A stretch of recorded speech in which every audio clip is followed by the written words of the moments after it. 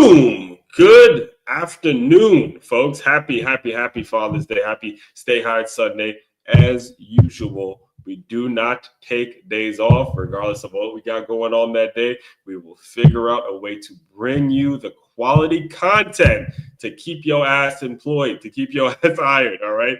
So again, happy Father's Day.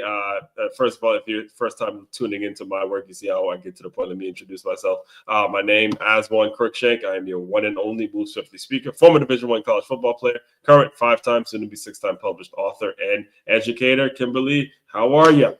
I'm good. Happy Father's Day to everyone. I'm Kimberly Blue, founder and owner of Art and HR Solutions. It is good to be here on this Father's Day. Yes, it is good to be here. And, you know, as I was thinking about the topic today, I went back to what we talked about on Mother's Day and then how that even got brought up, how it actually even got thought of was because Kimberly texted me and was like, hey, can we do something in terms of moms going back into the workforce after they've had their babies and, you know, they've dealt with life and all that kind of stuff. So I figured, you know, hey, let's do something similar for Father's Day because I went to church this morning and the whole sermon, it was more guys there than I think me and my guys ever seen, right? And the whole sermon was about thermostat dad and being the person that sets the temperature, not the thermometer, not just kind of reacting, but the person that sets the temperature in the room every single day. And I got to thinking about what we're praised for as men. What we're praised for as men is like to be providers, to be kind of the person that's winning competitions, and you get an ego boost for those things. And when you're talking about figuring out what they're going to do for a living, gets taken really, really seriously. A huge part of our identity is based on what we do for a living. So I guess the kind of question and what we're going to talk through today is, how do we as men, fathers in particular, balance their ambitions of moving up in their company or running their own business, however you want to put it, how you balance that and being a present father and being the one that's actually providing and doing all three, all right? Doing all three is a huge task, and it's not meant to be done alone. So before I get into any questions on that, is there any thoughts, anything you want to kind of share as we move forward in it? I just think it's true. There's been so much pressure put onto men, right? You have to move forward. You have a wife at home. She can take care of it. But just because you have a wife at home doesn't mean that you got to show up for your kids too. Mm-hmm. And so that's a very hard balance sometimes. So let's get into it. Yes, and I think the best question would be to ask from your experiences in the HR world. Where do you think most of the time? Where have you seen most of the time that men get it wrong? And I'll kind of give you my experience as we move along. For me, I have seen men completely disregard their home life, like completely. It's not even there to the point their marriage is ruined. Their kids, they very rarely see their kids, and the only thing that they're talking about is business and work stuff and possibilities and things that may or may not happen. And it has consumed them to, and again, I come from the football world. So in many times the football world with a dad coaching his son, that takes the place of father-son time. But again, that's a business. All right. Football is a business. If you're not good enough to play, then Right. it's not going to be too great of a relationship. But again, that's what makes the game so special. Where in your line of work and things that you've seen, where do most men get it wrong initially? And then I think we can kind of go from there. Okay. So not having the communication, it's okay if you're a straightforward path. Is what you want to do. You're going to spend 100 million hours a week at work when you're trying to make your way or even continue. But having the communication with your partner, what does that look like? And just set clear rules and everyone to be in agreement. When you don't do that and you just have the expectation, I think that really hurts the relationship. And then, of course, it just goes down here from there. So having that open dialogue about what you will accept, no non-negotiables, right? And that's what I would call them. So set that up from the beginning, no matter what that looks like. All right. So there's a point there that we're going to have to address. When she says set it up from the beginning, and now I can speak from experience on this, guys, is long before you start the family, meaning, yes, long before you start having all your sex and all the stuff that you're going to do, right? Long before, there has to be something mentally planted in your skull in which this is how I want to live. And these are the steps that I'm going to have to take to get there. And I'm telling you from experience, make those extreme, make those steps absolutely extreme, because at some point, if you're so focused on your journey, the right people will start to climb that journey with you. All right. Right. Say it again, nice and clear. Before you meet the significant other, before you become a father, long before you become a father, if you're not already in this line where I want to be a, let's say you want to be an HR professional like yourself. I want to start out in this department and managing this. And then I'm going to by 30, 31 or 32, I'm going to be at least an assistant to this one. And then by 35, going into 40, I'm in position where I'm interviewing to be the HR for the entire company. If you don't have that mapped out before you meet the person or before you start the family,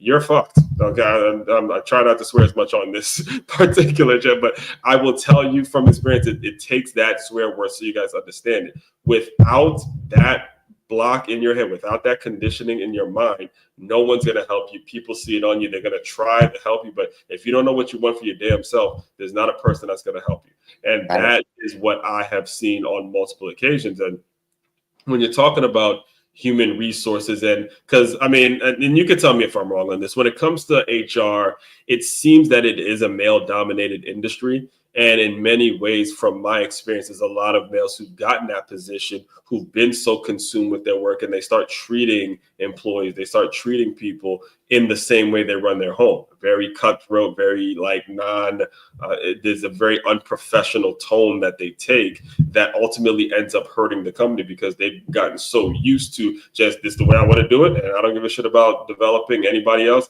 This is my money, this is the way it is, and we're moving up. We get praised for that. You get looked at like you're a hero for being an asshole. So I'm curious to hear your thoughts on maybe some of the things that you've encountered that have made it so, this process and this problem has become an issue for you, and, help people kind of talk them through that.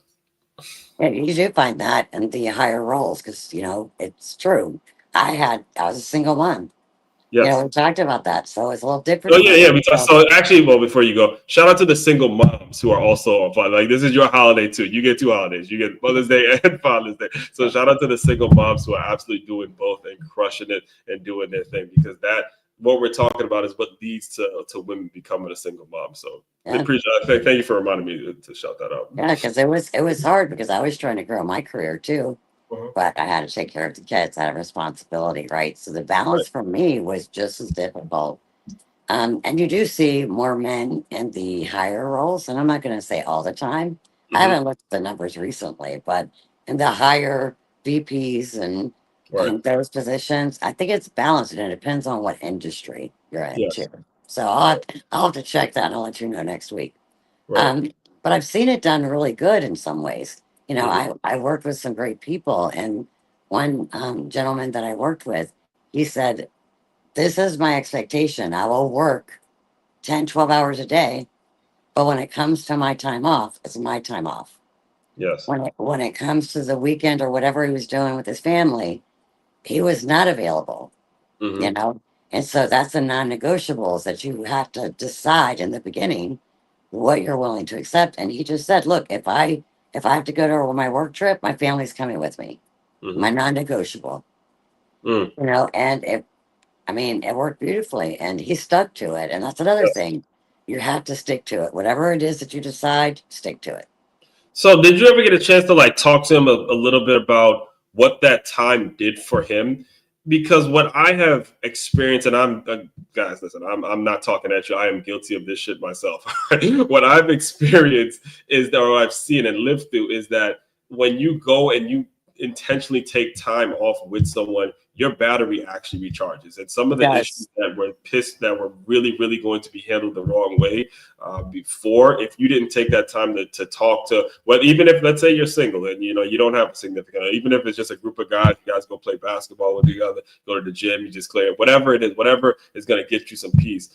that time really does recharge the battery, and it gives Yes. you a level of perspective. So I'm curious if he shared any insight or anything that you can share just to give people out there so they know, intentionally set that time apart for yourself. Be intentional about that, and you'll Yes, find Jesus. yourself Yes. becoming more valuable. You'll find the value you're creating when it's that time.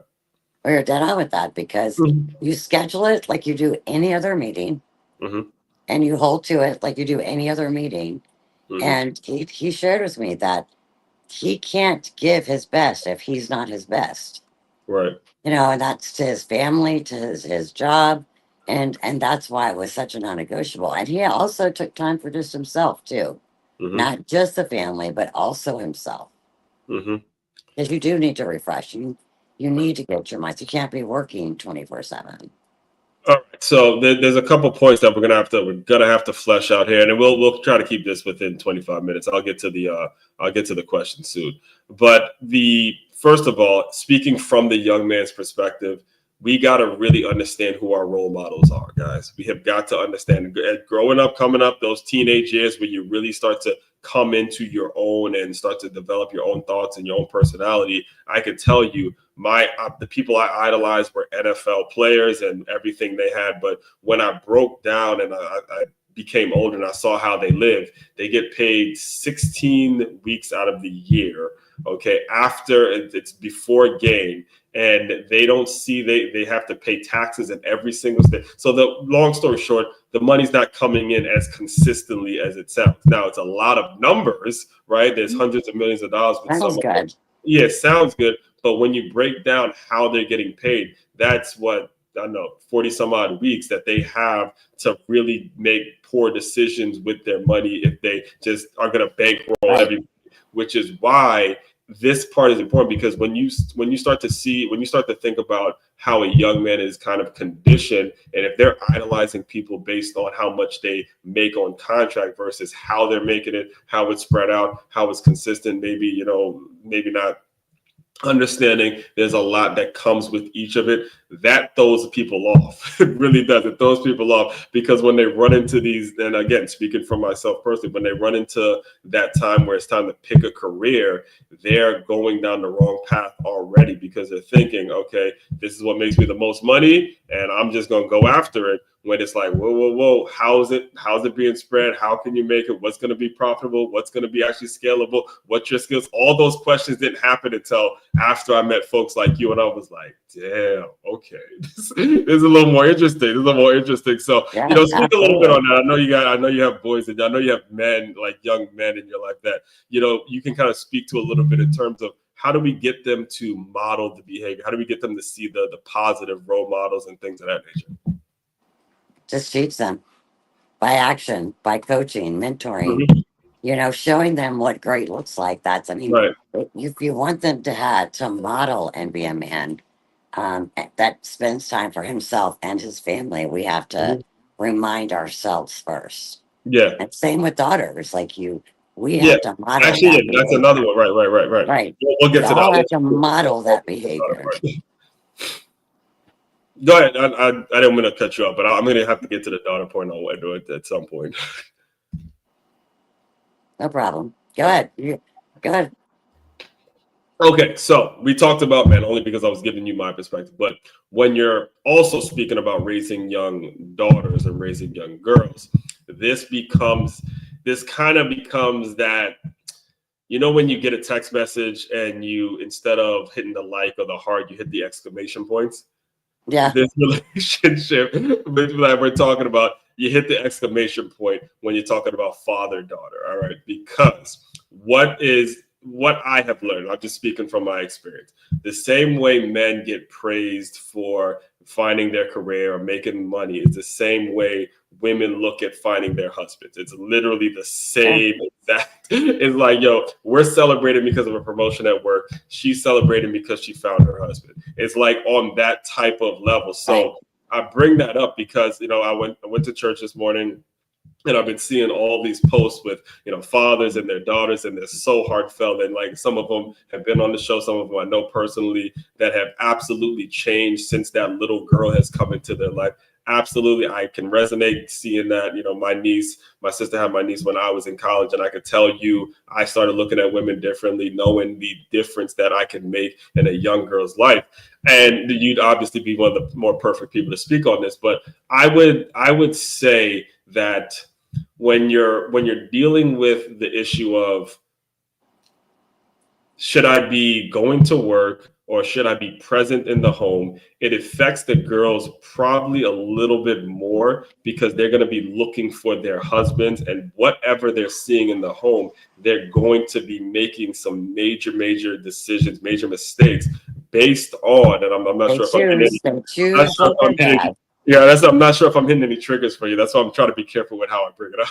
But You they're just going need to to be speak hitting, it plainly. It's true. yeah, that's what I'm saying. Like, Women I'm choose saying it in a what way they because saw. I know this. I know this one hits because you're going after a significant other based on what you saw your dad do, and that decision now can derail your entire life. So talk to that a Yes. little bit in terms of, as fathers that are trying to do the right thing. Again, you're going to work, you're trying your best. How do we sort of work through that relationship? This is something I'm new at myself. I mean, listen, it's a lot. It's a lot, and I ain't even all the way there yet. I ain't even all the way in it yet, and I'm knowing how much it is. So go ahead. I mean, it's absolutely true, and Mhm. it's not all, it's like most of the time good things, but sometimes it could be not good if you Mhm. don't have a good role model, if Yes. you don't have somebody that's a positive influence. And so when you decide to have kids, you have to tell yourself that Yes. I'm Okay. teaching her what her future mate looks like. That's it. Yes. Yes. I'm teaching him how to treat his wife. yes. Yes. Okay. And I so that's how they need to approach it. Yes, and we'll get to the questions after this story. I do have to tell this story only because I'm a football man and I learned so much of the business through what I've seen coaches do. Chuck Pagano, I believe he's doing a lot of stuff like in the media now, but he used to be the head coach for the Indianapolis Colts. He was actually with the Ravens, the D coordinator with the Ravens for a little bit. But when he was with the Colts, he had gotten diagnosed with cancer. And it was in the middle of the season, and he had to shave his head, and he obviously had to take his time off or whatever. But he was well enough towards the end of the season to be able to come back and give a speech to his players. And I swear I'm getting goosebumps right now thinking about the look on his face when he says, "Look, guys, I'm dancing at 2 more weddings before I go. I'm dancing at 2 more weddings." He didn't even talk about winning the games. He did. This is the NFL, folks. All right, you can't see the goosebumps, but I'm getting goosebumps thinking about it. But he wasn't talking about what you do to stay employed in the NFL. He got up there and told these grown men, quasi-millionaire men, "I'm dancing at 2 more weddings because I want my daughters happy, and that's why I'm staying alive." Ball head and everything. Man. Okay, look. That's amazing. Let me see if I But can find that's it. the Now I right have to. mindset to have because it's true. And parents, have to think about that. You talk about balancing career. It's important. They have more influence than what they think they have. Now I gotta look it up. I'm getting moved on this. Let me see if I can find it. Say at 2. Give me a second, guys, because now this has to be up somewhere. Is it? Yep. All right. Here we go. Here we go. And then we'll get into the questions after this, guys. Hold up. Now I have to, like, it's like, okay. All right. Are you seeing it? Yep, I see it. Returning from successful leukemia treatment, here is the jubilant locker room. This is it. Sorry. This is it.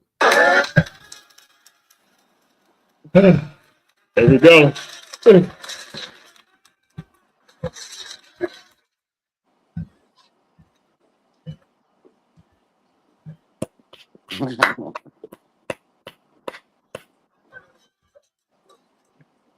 I mentioned before the game that you guys were living in vision and you weren't living in circumstances. Because you know where they had us in the beginning, every last one of them. But you refused to live in circumstances. And you decided consciously as a team and as a family to live in a vision. And that's why you bring things home like you brought home today. That's why you're already champions and well on your way. I got circumstances. You guys understand it. I understand it. It's already beat. It's already beat.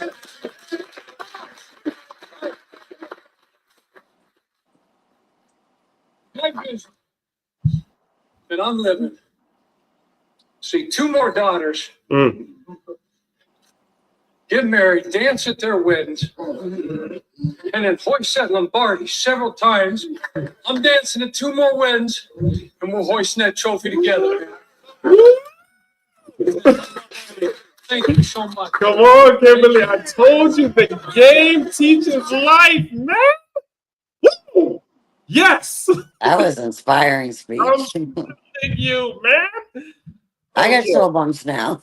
Yes, that's what I'm saying. Let's look at it. It's happened 12 years ago. Oh, 12 wow. years ago, and I'm reciting it like it happened yesterday, folks. This is what we do here. We don't BS you. This is real. This is years and years and years of work that we put into this every single day. You can't be as consistent as we are if it's not you all day. Like, this is the kind of stuff that gets me going every single morning. So shout out to Chuck Pagano if you listen. Shout out to the whole game. And this is the way you teach life. This is why it's such a sticky subject in terms of us as men being there, because the game molds us in ways that nobody else can. And when you have that game, it builds these relationships. You know what? Let me get to the question before I start preaching. We're getting to the questions, folks. We're getting to the questions because I'm gonna keep talking. Number 1, how can I build a business that supports, not competes with my role as a father? So I would implore you to include your business with your kids. All right, implore you to include something that they can be doing in the business that would be beneficial and allow you to connect together as daughter or son and father, something that they would like and just something that they enjoy doing. And like I said earlier, just setting up from the beginning, before you start the business, before you have kids, you know, what the non-negotiables are. I'm going to all their football games or all whatever that is, and have that a hard, fast rule that you never break. Yes. All right. So let's see. Number 2 was kind of company culture helps other working dads and parents in general feel supported so they stay longer. Well, you know, I'm going to the sports world, but the caveat in the sports world is that it is a business and it's not as consistent when it comes to how you're going to get paid. To be honest, it's contract with seasonal work. So you have to be really at the top of your game as a professional. And when you get into these conversations the same way, like let's say I run across Mr. Chuck Pagano one day, I will tell him, hey, this is what you inspired in my work. And, you know, how do I fit in? But you're not going to, it's like I heard Mike Tomlin speak at a USA football conference and someone kind of asked him this. And he goes, I can't tell you how to be the head coach of the Pittsburgh Steelers because I don't know how I did it. So you gotta just understand it. It has to be a genuine thing when it comes to because we're men and we're defined by our work. So that's what I would say to that. I will tell you, there's a lot more men-friendly rules and things that different in employers now. I mean, there's paternity leave, so you can take leave just like the women have leave. The men can take it as well. Mm-hmm. And a lot of companies have parents and caregivers business resource group that it'll put the men together and women, working parents, and together to come up with solutions. So they are out there. All right, number 3, how do I manage guilt when business demands pull me away from family time, and does that affect how I lead my team? How do I manage guilt? Well, I would not try to manage it. I think you feeling guilty is a sign that you love them. You know, there's some out there that don't feel shit. They're like, look, I'm providing the check. I'm providing this. And they won't even allow themselves to feel guilty. I think sometimes we as men got to lean into that guilt. So we are reminded that we do actually love them and move into the guilt and figure out, not try to avoid it. just understand, bring that guilt that you feel in a positive way. And when you're doing your business and you're doing your dealings, you got to turn that guilt into passion. So people across the table from you know, I'm doing business with a serious cat, that I better not waste his time and you better not waste my time, because I'm taking time for my kids. And if you're taking taking time away from me and my kids, then we got a problem. That has to be the reality. I'm going to give a different answer, a little bit different. Okay. So use that guilt. Then what are you going to change about it? If you're guilty, change something. 1000%. Take action. Mm-hmm. Yeah, and well, it's kind of the same answer, just in a different way, because that you have to take action. If you're feeling guilty, then you that's a sign that you do love them. And taking action without taking action, then it's like, you know, Right. you deserve it. You You deserve continue to do the same thing, then. Exactly. If you're gonna just sit back and do the same thing, knowing you're gonna feel guilty, you deserve the shit. So, number 4, how can I use my own challenges as a dad and business owner to create authentic connections with my team? We kind of just already answered that one. Right. Unless you have anything you want to say. That one good. Number 5, final one today. Am I modeling the kind of life I'd want my kids or my employees to have? So you actually touched on this as well when you mentioned a father who is training their daughter to find the right husband. So all of it kind of is encompassing. Just go back and listen to everything we talked about. Again, the intentions and what it is you really want out of life, all of that stuff is going to actually come out, and you have got to take action on the things that are actually bothering you. And if you keep it bottled up, then hey, you deserve all the stuff that is actually bothering you. So all that being said, again, appreciate you guys. It's been one heck of a day over here. We've been running around all day. I'm so happy we're able to get this done. If you don't have anything, I can officially close. So. Yep. Happy Father's Day. I hope you took some of these tidbits from us, and I hope the rest of your day goes great, and we'll see you next time. All right, guys. Continue to move swiftly. We'll talk more soon.